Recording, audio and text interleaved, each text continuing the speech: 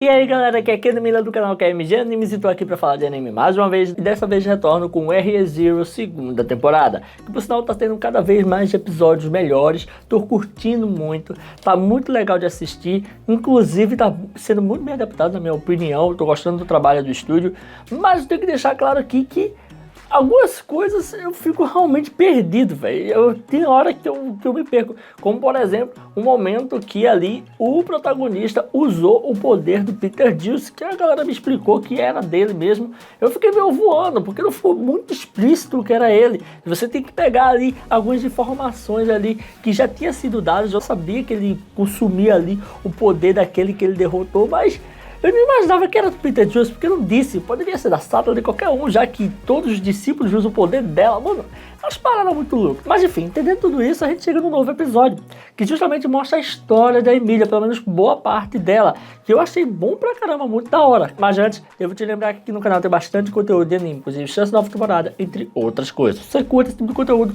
vou deixar o card aqui em cima pra poder você estar acessando. Sem falar que você pode estar se inscrevendo no canal, porque só assim você recebe notificações dos vídeos que eu postar aqui todo dia. Tranquilo? Então deixa de enrolar e vamos ao que interessa. No caso, você sabe muito bem que no episódio anterior terminou a Emilia chegando para falar com a Echidna, já dentro do mundo dos sonhos, podemos dizer assim, onde até mesmo a gente vai ver as lembranças dela.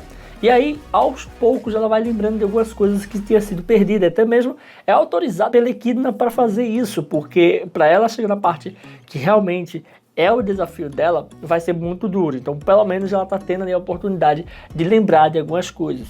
E aí, o que acontece é que ela, primeiramente, ela vê ali uma floresta bonita pra caramba, ela começa a sentir a brisa ali, se sente até bem naquele lugar, e logo a gente acaba vendo, ela morava numa casinha. Tem uma casinha numa árvore, onde justamente é onde ficava a Emilia. A Emilia só vivia naquilo, era a vida dela, ficar num quartinho morando ali.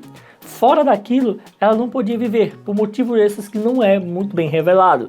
Você fala também que existe uma mulher chamada de Fortuna, que é a mãe da Emilia, mas é a mãe de criação, não é a mãe verdadeira, que de fato é a mãe pra ela verdadeira, porque tipo, é a que sempre teve com ela, é a que sempre cuidou dela, então pra ela é a mãe. Mas o interessante é que até mesmo ela diz que essa mulher, a Fortuna, ela é irmã do pai dela, ou seja, o pai dela e a mãe dela tinham muitas ocupações, é o que ela lembra, eles não tinham como estar entrando em contato com a filha, não podiam por algum motivo, porque por mais que seja ocupação, dá pra dar um tempinho pra se ver, como até mesmo aconteceu no episódio.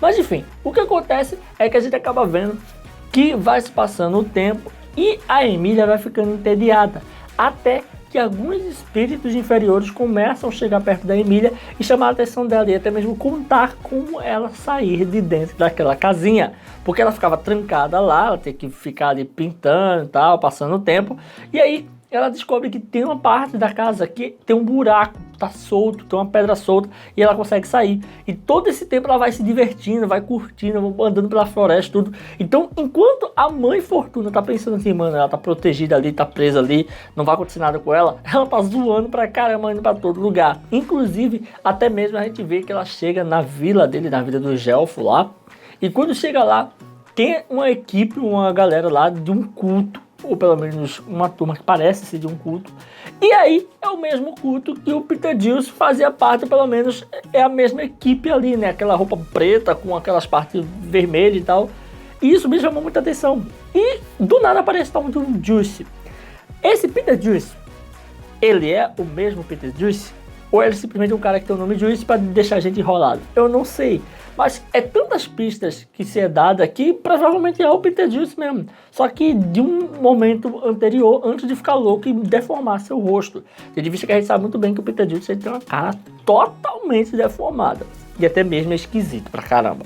E aí o que acontece é que a gente acaba vendo que esse carinha, ele parece ser o irmão da Fortuna, porque ele trata ela como uma menininha, a mais jovem, não sei o que, até mesmo ele diz, né, que vive por muitos anos, então ele pode ser um meio elfo, eles podem ser meio elfos ali, então ele poderia ter puxado, no caso, a parte do pai do sangue, né, ele é mais humano do que elfo, então por isso que ele tem aquelas características. Eu tô teorizando aqui, mas o fato é que ele fala sobre a questão do selo, tão falado selo, que tem que estar bem segurado, e até mesmo fala sobre a Emilia. perguntando se a Emília tá saudável, como ela tá, e ele fica muito feliz quando se fala dela. E disso tudo a Emília tá observando. E isso acontece por várias vezes. Toda vez que o Gilson vai lá levar comida, levar roupas, ajudar o pessoal, e quando chega lá, ele mais uma vez pergunta a Fortuna: olha, como é que tá a Emília? Ela tá bem? Como é que tá as coisas, tudo? E ele sempre tem aquele peso na consciência de que ele nunca vai poder ver ela, não pode, não tem tempo.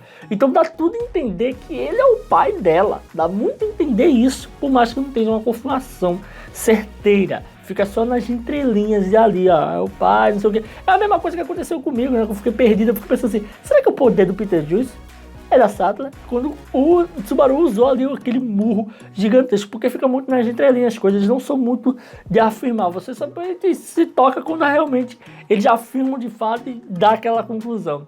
E aí o que acontece é que a gente vai vendo que até mesmo a Fortuna se liga que ela tá fugindo, porque ela tenta se limpar e tal, e aí joga a tinta nela, né, pra poder fingir que se sujou assim. E a Fortuna se liga nisso aí, até porque no final ela fala, né, que ela tava saindo e tal. E aí a gente acaba vendo que uma dessas saídas, ela acaba achando o Gilson. E quando ela acaba achando ele, é engraçado porque, tipo, ela acaba até mesmo se escondendo, e aí fica só o bumbum dela pra fora, assim. Aí ele começa a falar, e quando ele vê ela, desespero, ele fica extremamente emocionado e começa a chorar pra caramba, porque foi a primeira vez que ele pôde ver ela. Ele nunca tinha tido a oportunidade de ver ela, de conversar com ela, então ele fica louco, ele fica extremamente desesperado, não sabe o que fazer.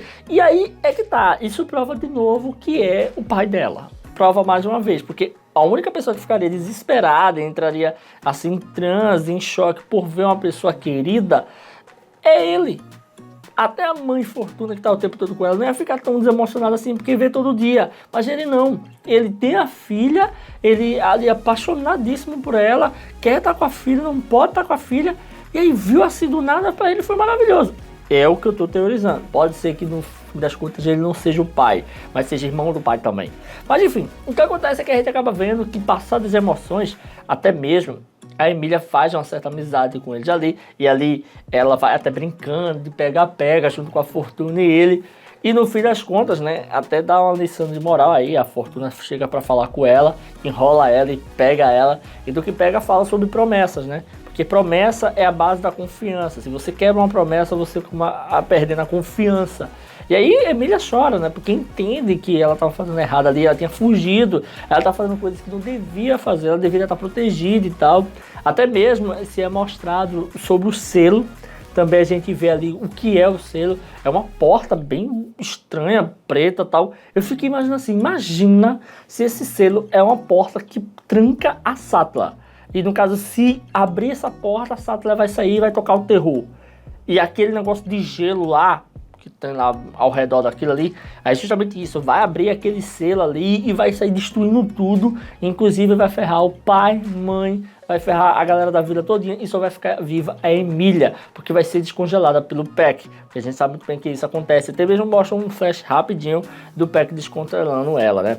E aí o que acontece é que depois de tantas informações, chegamos no ápice do episódio, que quando o Gilson até mesmo diz que ele poderia ser um usuário de espírito e tal, ele até se empolga e não sei o que, e eles estão começando a criar aquela relação, esse caso ele é o pai dela, pode ter uma relação maior, porque até mesmo ele chega quase a falar sobre o pai e a mãe, como se fosse falando dele mesmo em terceira pessoa ou algo do tipo, porém ele é impedido. E é aí que vem a treta, porque aparece um dos discípulos ali da bruxa. Simplesmente o cara aparece da bruxa, ele se apresenta muito arrogante, se achando maioral, até mesmo a Emília tá fora do local que era para estar protegida e agora lascou, porque é bem provável que eles também estejam procurando a Emília para alguma coisa. Será que é para usar ela para abrir o selo? Será que é até mesmo para usar ela como receptáculo passado? Que a gente tem essas teorias. Não faço a mínima ideia. Mas o fato é que foi um episódio muito bom. Tô curiosíssimo para ver o que vai acontecer. Tá aqui na Emília observando tudo aquilo. E eu quero ver o que vai rolar quando de fato eles forem pro momento X da questão, que é o trauma da Emília. Eu quero ver como ela vai resolver isso. Porque pelo que dá a entender, vai ser um negócio bem trágico mesmo. Vai ser aterrorizante pra caramba. Mas agora eu pergunto a vocês, o que vocês acharam desse episódio? Você curtiu, não curtiu? Quero suas opiniões aqui nos comentários. E se você gostou desse vídeo, dá aquele like, comenta, não deixe de se inscrever e ativar o sininho para estar recebendo notificações dos vídeos que eu postar aqui todo dia. Tranquilo? Valeu, galera. Fui!